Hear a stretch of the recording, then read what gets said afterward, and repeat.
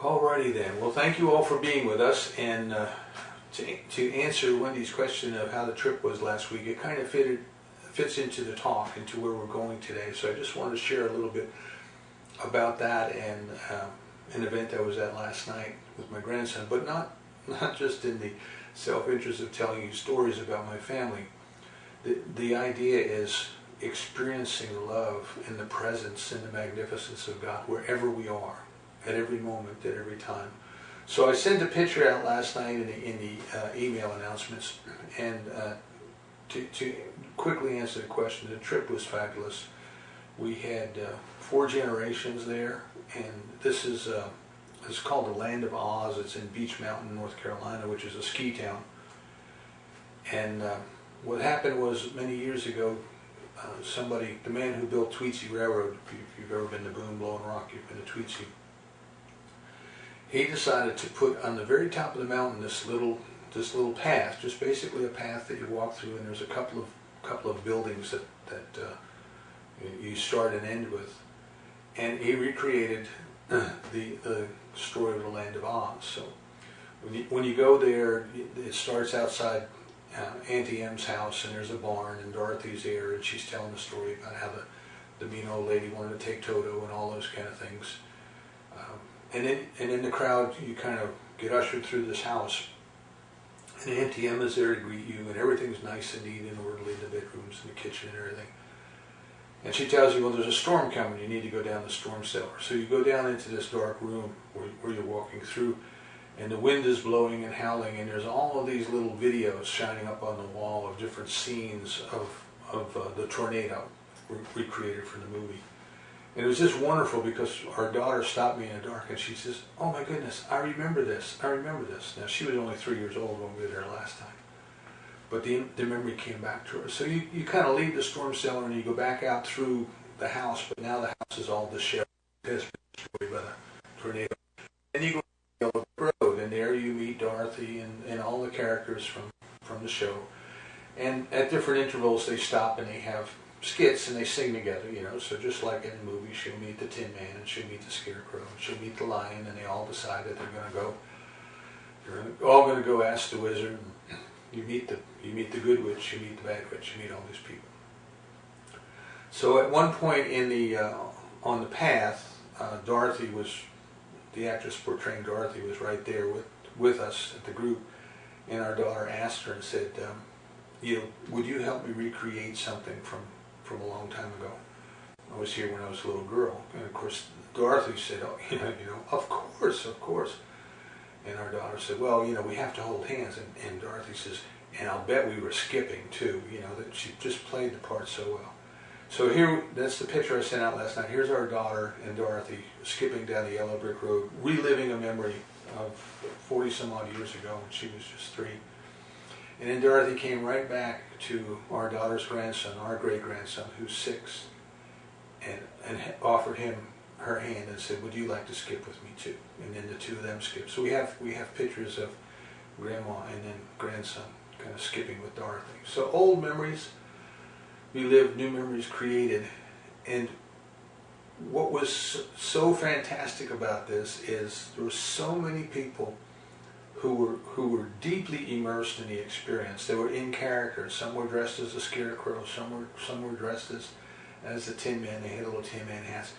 And little girls, there must have been 100 to 200 little girls I saw that day who were 3 or 4 years old who had little Dorothy dresses on. It was just so precious. And we were joking on the call at the beginning about, there is no such thing as time. And this was a timeless moment. This was a timeless moment. And what we could celebrate was love.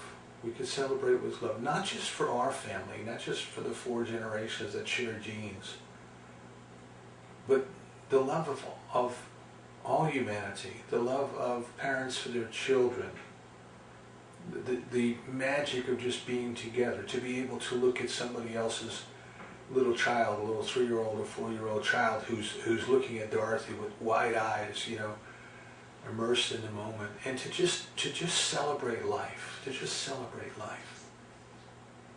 It's in what could be like an ordinary moment,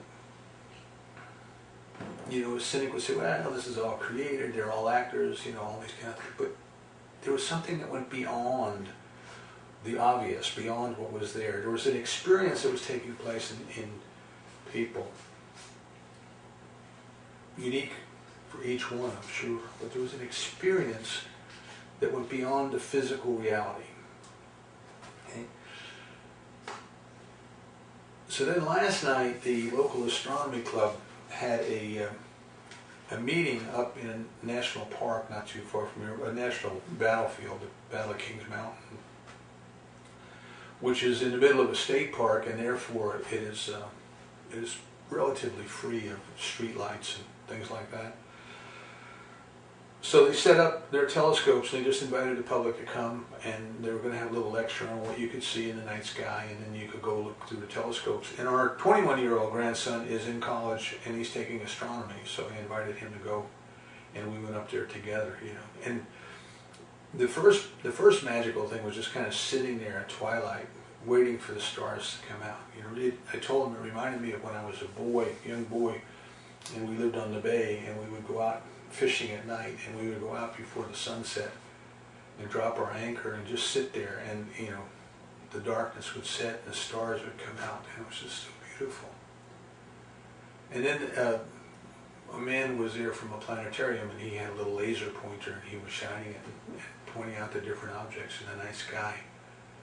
And if you start to think about just how far away these things are, and how limited our experience here on Earth is, how long it takes. We're looking at Jupiter through the telescope, and it takes 30 minutes or so for the light from Jupiter to reach the scope. So when we look into the telescope, we're looking now, but we're not seeing things as they are now. We're seeing things as they were 30 some odd minutes ago. And then he would point out the different stars in the constellations, and he would tell us how far away they were. And how many hundreds of years or millions of years it would take for that light to reach us. And I think in that experience, there's this experience of awe, this experience of magnificence, of wow, how great is this? How wonderful is this physical universe? The stars are there every night, and even if it's cloudy, they're there every night. But do we stop and smell the roses? Do we stop and celebrate the magnificence of life? Do we stop and celebrate the magnificence of love?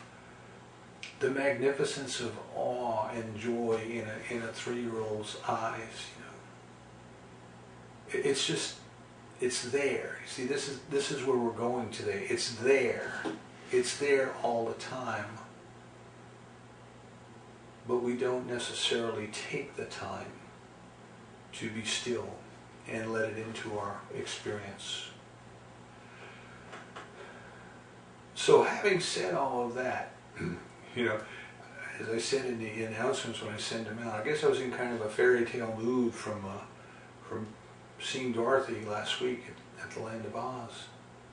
But the title of today's talk is Goldilocks Was Right. Goldilocks was right. We might want to call it the Gospel according to Goldilocks. Goldilocks was right.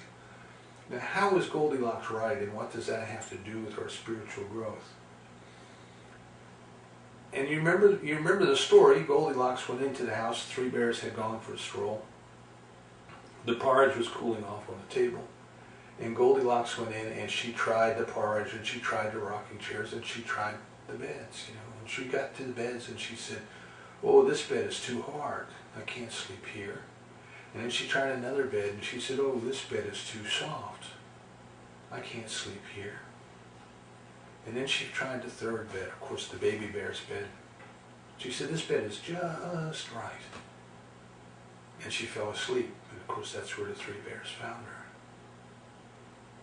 And what that reminded me of is, in Buddhism, the teaching of the middle way, the middle way. And I talked about it a couple weeks ago. We're going to talk about it a little bit more today.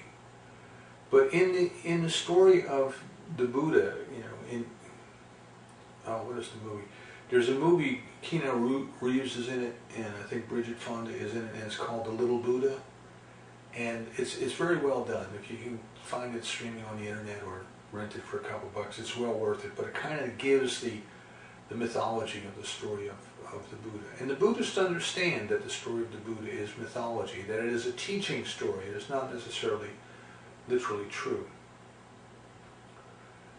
But in the mythology of the story of the Buddha, he was born a young prince. He was born into a soft life. He was born into a life of luxury and privilege. And his father was grooming him to become a ruler. Didn't want him to be a warrior, wanted him to be a ruler. And tried to protect him from the facts of life as we know them. Sickness and disease and accidents and things like that. Everything the little Buddha saw was staged for his benefit. And one day he went out into the world and he saw somebody who was old. He saw somebody who was crippled. He saw somebody who was dead. And it shocked him, and he wanted to know, what is the purpose of life? See? What is this all about? Why are we here? And that's where when he went on his quest to find the cause of suffering and to find the way out of suffering. So that was the beginning of his quest. And he tried many, many different spiritual paths. And in the end, before he reached enlightenment, he was into asceticism. He was living in the woods. These are the people, the forest dwellers, the people who lived in the woods naked and barely ate anything. So the legend has it that he was down to 1 grain of rice a day. He was just eating 1 grain of rice a day, and he was near death. See, the idea was that if they rejected the flesh was kind of preventing them from fully experiencing their spirituality. So if they could control the flesh, if they could dominate the flesh, well, then they could reach enlightenment. And as he sat under the tree, weak and emaciated, there was a river going by, and people would travel down the river. They would float down the river on rafts. And on one of the rafts was a music teacher and a student. And the music teacher is teaching the student how to tune the instrument. It was a stringed instrument of some sort. And the music teacher says, if you play it too loose, if you tune it too loose, it won't play. If you tune it too tight, it will break. You have to tune it right in the middle. And as the story goes, this is when the Buddha realized that the middle way between the two extremes, and we'll go into what those extremes are in a moment, but there's a middle way between the two extremes of too soft and too hard for our spiritual growth. And that's when he decided he was going to stay under that tree, made a commitment to stay under that tree until he reached enlightenment. And of course he did. And that's the basic story.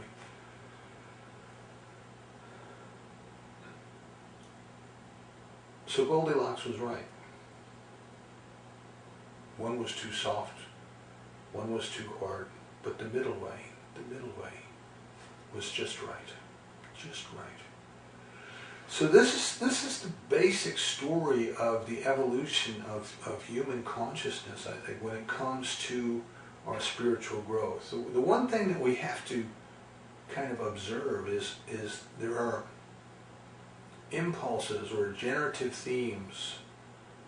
I think Joseph Campbell was quoting a German philosopher when he said there was primordial ideas, certain ideas that are so deeply rooted in human consciousness that they give rise in every culture, in every time, in every culture. But these ideas are costumed in a manner that is relevant to that particular culture. So Campbell used the example of, in the Iroquois Indians, there's a mythology of where food came from, and this god appeared as a man and made friends with one of the Algonquian boys, and then said, you have to kill me and cut off my head and plant it in the ground. And the boy didn't want to do it, but the god assured him it would be all right, and he did, and that's where the corn plant came from. So it illustrates that food, the food we eat, the very substance that we eat, is a gift from the gods. And there's an almost identical, in terms of meaning, there's an almost identical mythology from the South Sea Islands, in which an eel appeared to a young princess as she was swimming in the lagoon, and he became a handsome young man, and they became lovers. And he told her one night, "You have to kill me and cut off my head and put my head in the ground." And she didn't want to do it, and he assured her it would be okay, and she did. And that's where the coconut tree came from. So you have two very similar stories from two cultures that was geographically removed from one another. So it's not like they were swapping stories over the telephone or anything. But there's this idea then that where does food come from? Who are we? Why are we here? Where are we going? So these questions of who are we? Why are we here? Where are we going? These questions constantly emerge. No matter how hard, human beings and politics and things like that have tried to suppress the questions. The question is irrepressible. And that's the question that was driving the Buddha to his enlightenment. That is the question that drives each and every one of us to our enlightenment. So what has happened as we kind of go through life is two seemingly opposite schools of thought have arisen, and they seem to be in conflict with one another. Now, one thing, there's a quote, I'm trying to think of who it's from, but it says that the sign of true intelligence is to be able to hold two opposing ideas in your mind at the same time without getting entangled or without getting confused. And there's another thought that comes to us from the East, that when you have the paradox, when you have the two seeming pairs of opposites, there's a higher truth. There's a higher truth in which the two that seem to be opposite each other are united. In modern physics, you would call that the theory of everything. Right? The physicists are looking for this one theory that encompasses all other theories, in which Newtonian mechanics and Einstein's relativity both make sense, in which quantum mechanics and Newtonian mechanics both make sense. And they seem to be at odds, but there must be a higher truth, and that's the idea that they're looking for in this theory of everything. So the one school of thought that has emerged is, we would call it materialism, matter. That life as we know it is nothing more than maybe a cosmic accident, a chemical and electrical reaction. That somehow, somehow the dust of the earth, maybe through the impulse of the impact of an asteroid or things like that, but somehow the dust of the earth and all of the right chemicals just somehow got themselves together, and they started this thing that we would call life. Right? So from an outside point of view, if you look at matter, matter is inert. Rocks just kind of lay there. They get weathered by the rain and the wind and everything. But pretty much, they just lay there. Now we know that down at the level of atoms, that's not true. Everything's moving in there.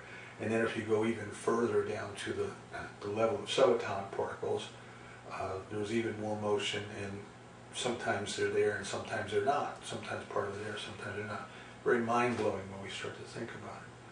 But the materialist view is that life just happened.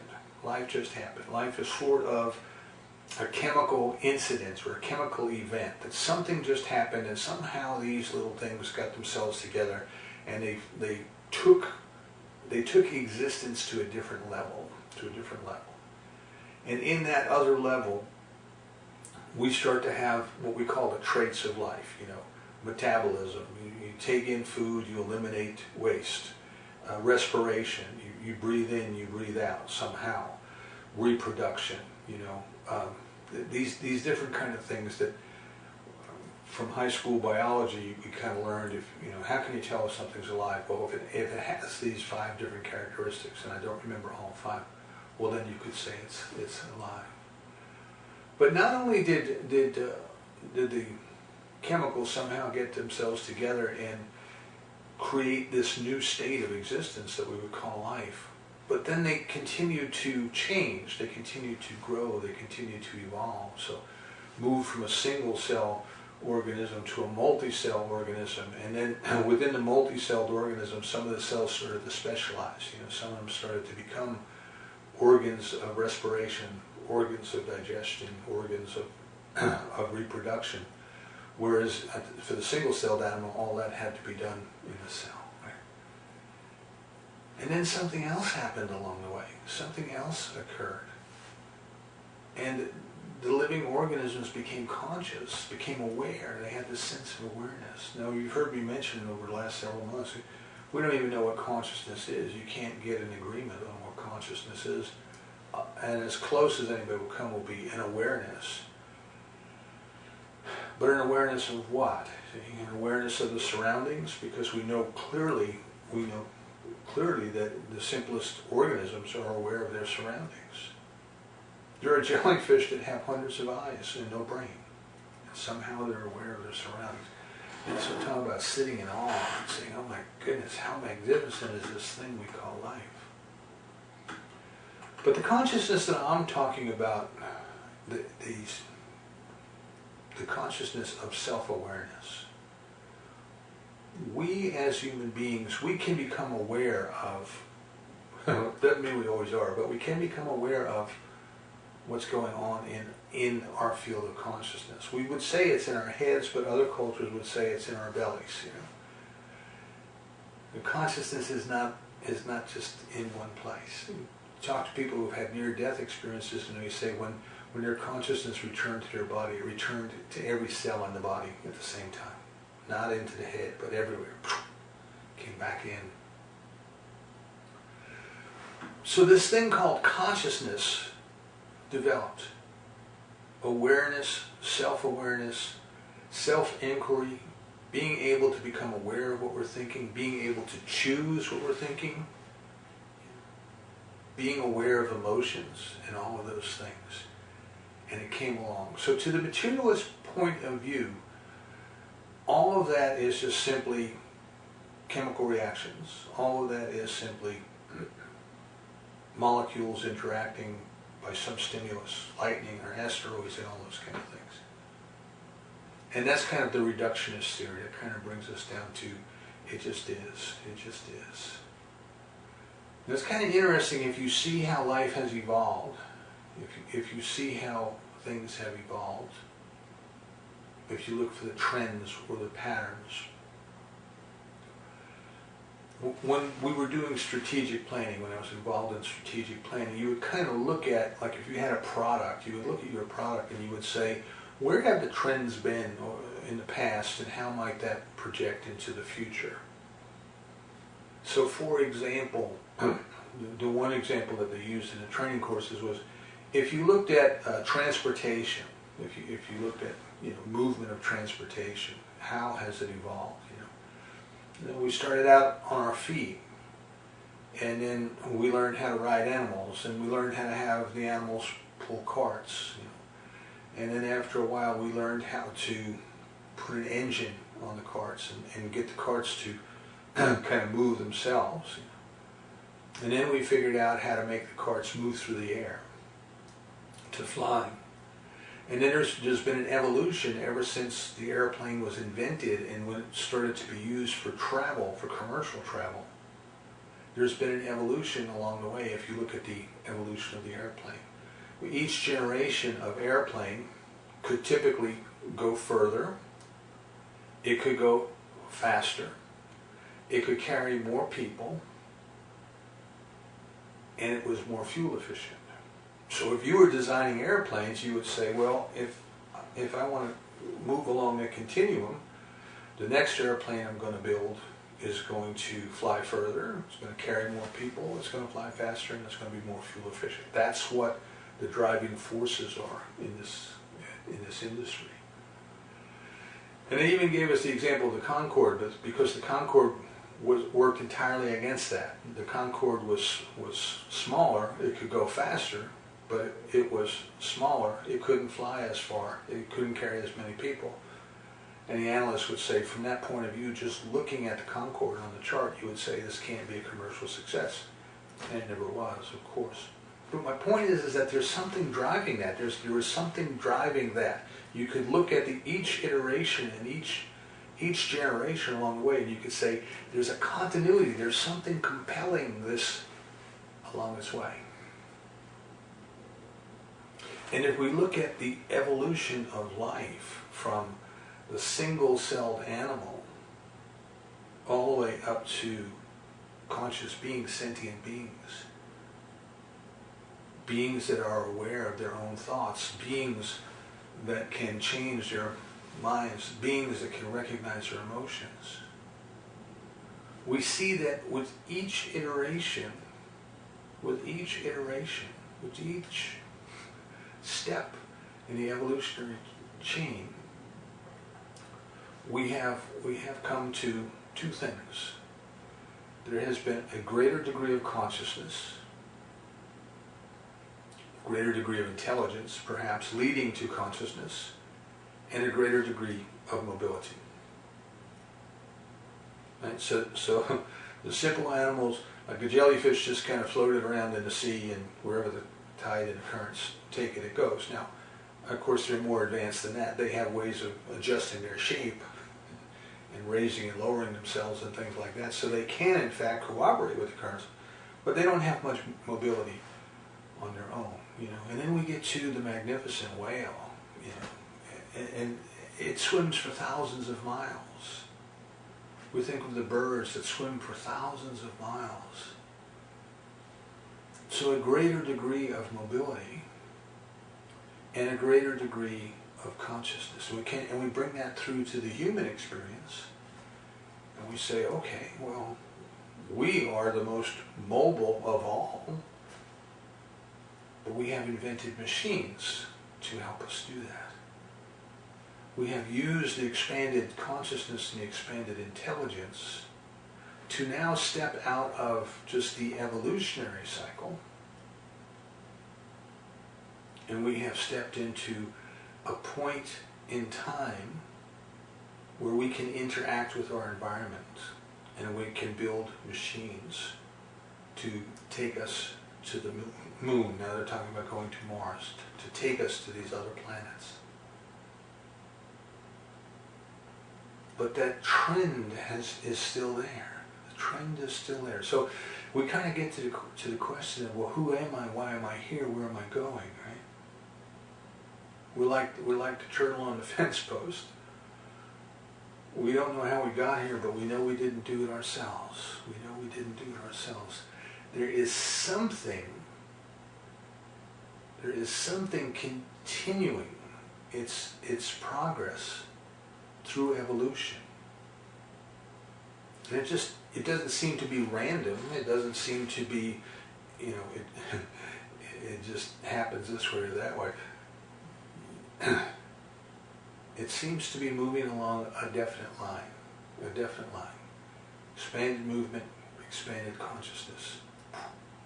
We are here. Human beings are here. But the materialists would say that's just pure chance. It's just stuff happens. It's just the way things are, and it's just the way stuff happens. And when you start to talk about things of a spiritual nature, things that go beyond that, then you start to move into the idea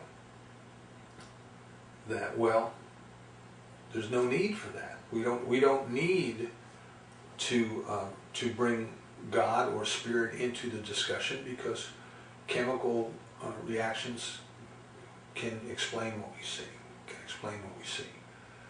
So then this brings us to a point. I'm not everybody. I'm not putting down all scientists. I'm talking about the two extremes. And I'm looking at the time here. We may have to continue this conversation next week. So what we start to see then is this, from a spiritual point of view, if we are firmly rooted in materialism, in terms of spirituality, we don't need spirit. We don't need the discussion of spirit in there. Leads us to either atheism or to agnosticism. Not necessarily, not everybody, but if we firmly believe that everything is matter and matter has created life out of itself just because stuff happens, then you can see how we can lean towards the concepts of atheism and agnosticism, which is interesting. If in the opening treatment I said that which is beyond words, but from which words come from. And I like to check the definition of words. And the definition of atheism doesn't believe that there's a God. But it doesn't say what kind of God the atheist doesn't believe in. And I love Emmett Fox, one of my favorite teachers. He said, when you find someone who doesn't believe in God, ask them what kind of God they don't believe in, because you probably don't believe in that kind of a God either. So the very concept of atheism is, I don't believe in this thing without defining this thing. And you have exactly the flip side when it comes to theism, which is I believe in God, but what does that mean? What is the definition of God that each individual uses? But nevertheless, if we want to think of life in terms of, we can be flipped over to one side, okay? Too hard, too soft. We can be flipped over to the side of materialism. We can be stuck there, see? And then ideas of religion or spirit or of God or of something that goes beyond the senses, something that goes beyond the physiology of the body, well, that can't exist. See, that doesn't exist. It's just not there, because the only thing that is there is what we can weigh, what we can touch, what we can feel. Tactile, what we can feel, not emotionally what we can feel. That is reality. In fact, in some scientific circles, there was debate about the validity of thought experiments. So, for example, Einstein's relativity was based on essentially a thought experiment. He wondered what it would be like, as the story goes, he wondered what it would be like if you could sit on the end of a flashlight and switch on the beam of the flashlight, and you physically could move at the speed of light, if you could be propelled by that beam of light, if you could be pushed out through space forever, what would that be like? What would that be like? What if? What if? And this is a thought experiment. Well, thoughts can't be weighed, thoughts can't be measured, thoughts can't be touched. So in some circles they say our thought experiment is a real experiment. So the idea there is rooted in materialism, that everything can be weighed, everything can be touched, everything can be measured. And the idea is that everything is as it is all the time. That if you look at something and I look at something and we look at it in the same way and our instruments are calibrated the same way, we will get exactly the same results, regardless of who does it, regardless of who does it or when they do it or how they do it. That's the idea that you can come to in materialism. And the point there is that it seems to be at odds with this idea of God, whatever God means to us. It seems to be at odds. There's no need for God. Remember a few years ago they were looking for the particle Higgs, is it the Higgs-Boson particle, something like that. And they were calling it the God particle. The God particle. We find this particle, it would explain how energy becomes matter. And then we don't need a creator God, because now we know how energy becomes matter. So I think what we're going to do here, I know we started late, but I think I'm going to bring us to a point of closure today on materialism.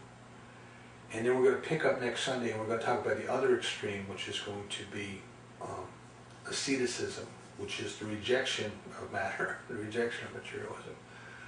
So to continue along the line then of materialism, of looking at the universe as simply energy that has become matter, and this matter has somehow organized itself into life, and then life has somehow organized itself into what we call consciousness. We then come to what the scientists call the hard problem of consciousness. It's not what value are the emotions? Why do we even have them? Why do we even feel them? Do we each feel them the same way? What is this experience? Then you start to get into even deeper questions, which says, when I am weighing or measuring or touching something in my experiment, where is the decision being made? Where is the experience of the weight and the measure? And that experience is within my consciousness. It is within whatever consciousness is. So now you start to get into an even harder problem, which is, why, is there anything really such as consciousness?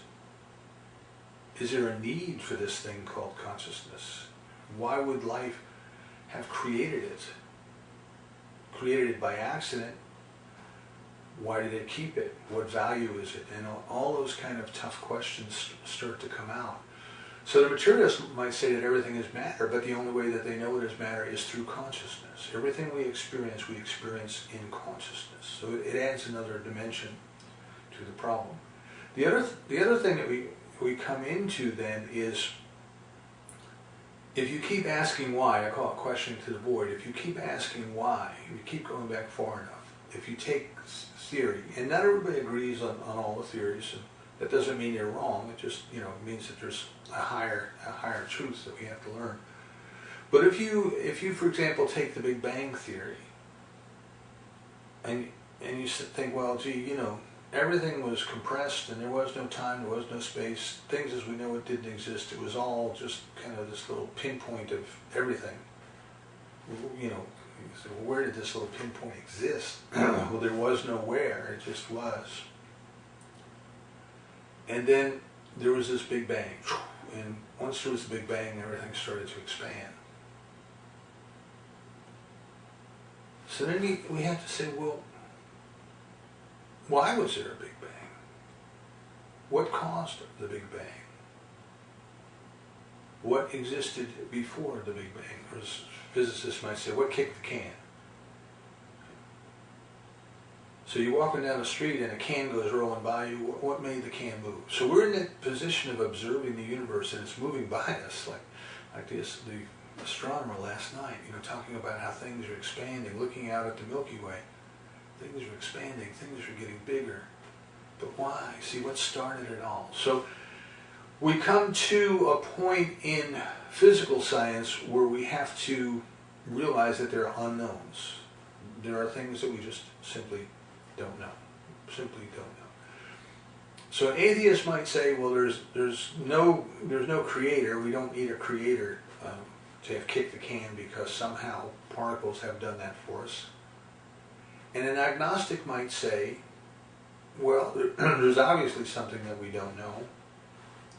And there's limits to what we know and what we can't know.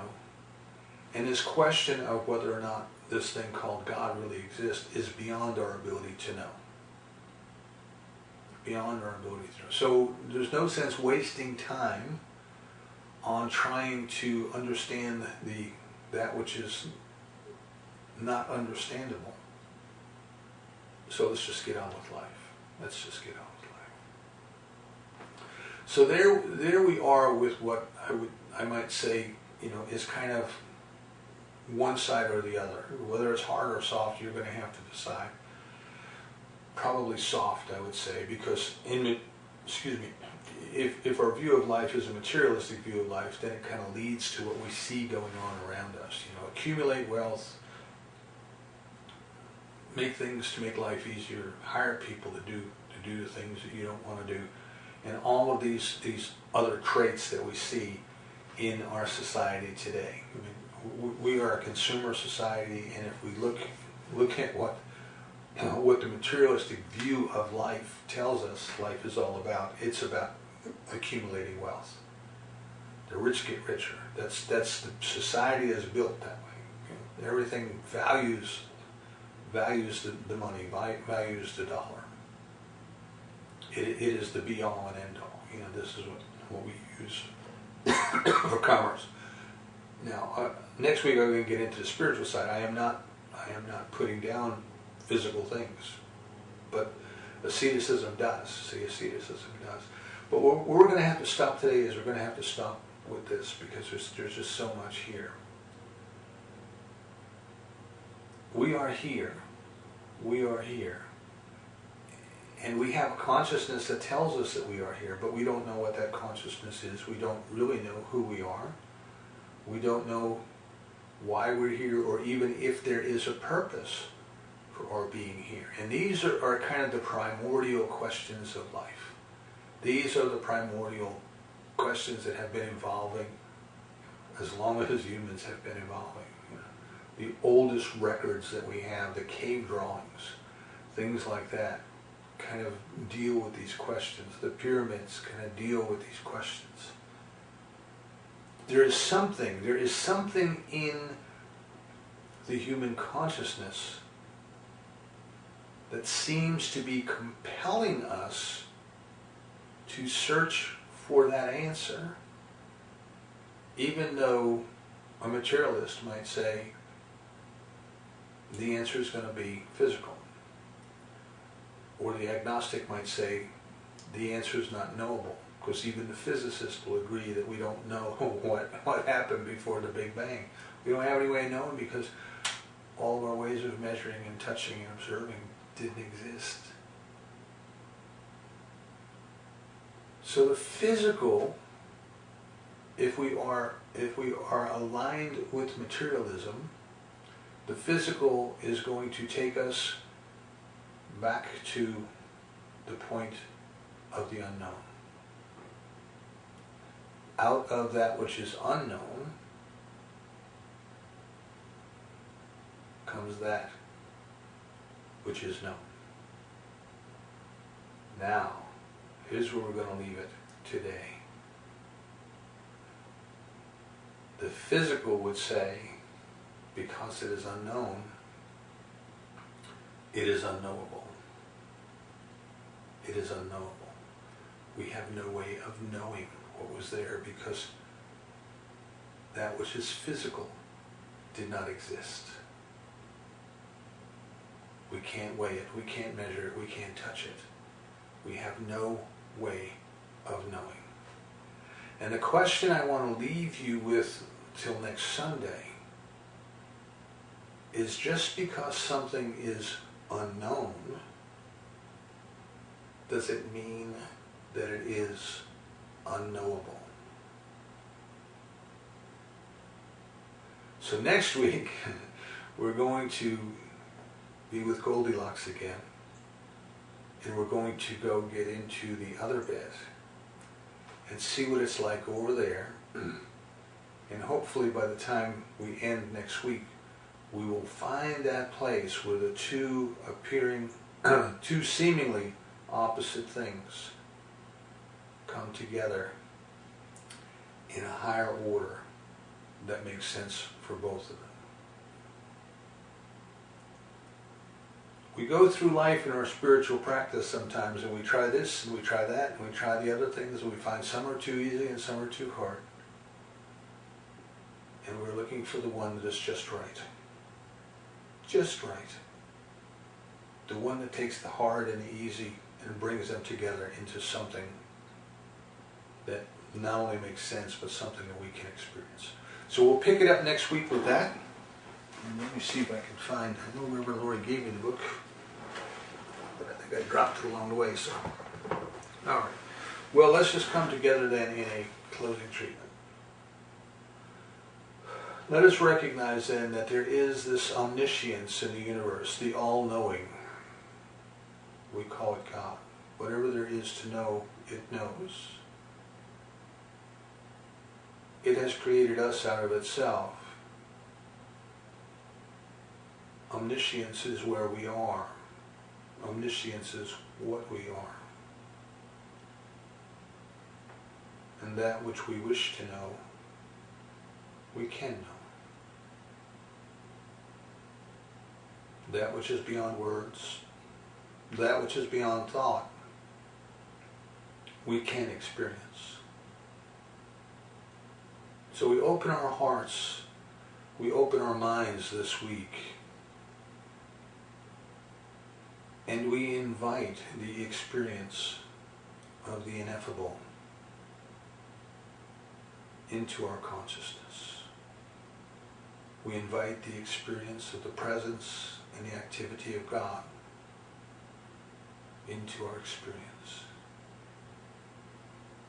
We invite love, which is the experience of unity, into our experience. We invite awe, which is the recognition and the experience of that which is so much more than we have ever known. We recognize that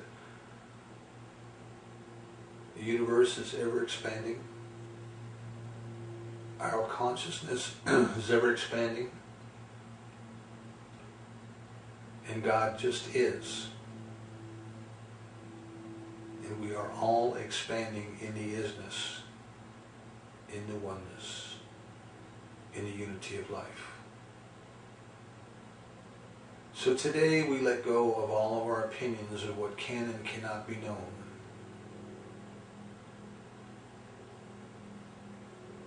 We open ourselves up to experience in a different way. We enter the stillness, and there we know. Be still and know.